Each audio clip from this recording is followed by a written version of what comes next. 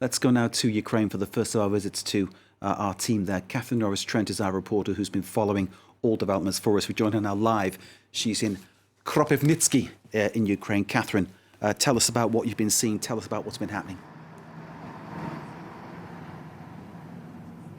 Good evening, Mark. Yeah, we've been travelling for the past few days around southern central Ukraine from east to west. And what we've been seeing has been quite revealing, really, because in major cities, people are mobilising at speed to do whatever they can to bring the fight to the Russians. So you've got droves of people signing up to join, to volunteer to join the territorial defence classes. I mean, there are people with whole families signing up to join, with adult children, of course. You've got the husband, wife and the grown-up kids all laying down their usual jobs and tools and picking up guns to fight. And we've seen people digging trenches and reinforcing checkpoints on the edges of towns and cities, and there are lots of identity checks going on, checks of vehicles and searches, because there's also a lot of mistrust in this central area. People are worried about the possibility of Russian saboteurs coming into their midst and carrying out operations from inside these towns and cities in the centre of Ukraine.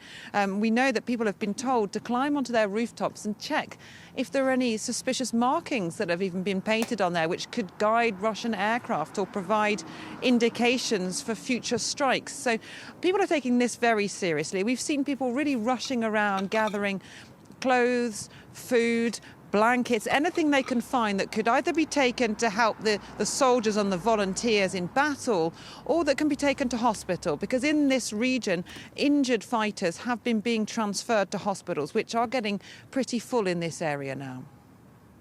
And Catherine, are you getting a sense from people that you're meeting, and you've mentioned this already about people joining up, getting arms and preparing to fight, that they are prepared to put their lives on the line very much to defend this country? They absolutely are. It's been really incredible, because when you question people about whether they're optimistic that Ukraine can see off the advance of Russian troops, well, a lot of people are. And it might look surprising perhaps from the outside, because you see the might of the Russian military that Vladimir Putin has gathered around several of the country's borders. And this, of course, is a complex and multi-pronged assault. But you speak to people and they are very optimistic. Lots of them have this incredible spirit of resistance. And there's been videos going viral on social media here of famous actors, singers, and people in public life who've also volunteered to join these territorial defence forces. And of course, then you've got Ukrainian President Volodymyr Zelensky, who's refused to be flown out of Ukraine and has been wearing military fatigues and fighting on the streets of Kiev and telling people to keep calm, that he's here, that he doesn't need a ride out of the country. He needs more ammunition. So you have this sense of a Ukrainian public that is very much galvanized. And I think it's taken a lot of people somewhat by surprise. Even the volunteers who were mobilizing, we asked them whether they expected the turnout, the mobilization to be this strong in this area. And they said they didn't, but they're very proud of their country. And that in their eyes, it shows Russia that Ukraine is not going to give up without a fight. Kropyvnytskyi, Catherine, tell us about the place where you are. Tell us about what people there are expecting. What are they bracing for?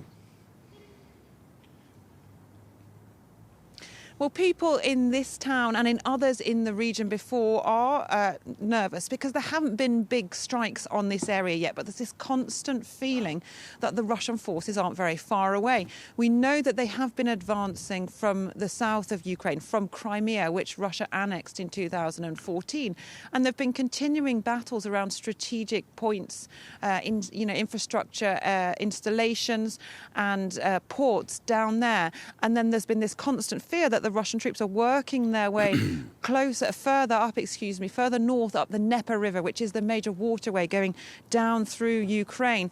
And there are a lot of fears, because there's a major hydroelectric dam on the river here, and nuclear power stations which supply a lot of Ukraine with electricity.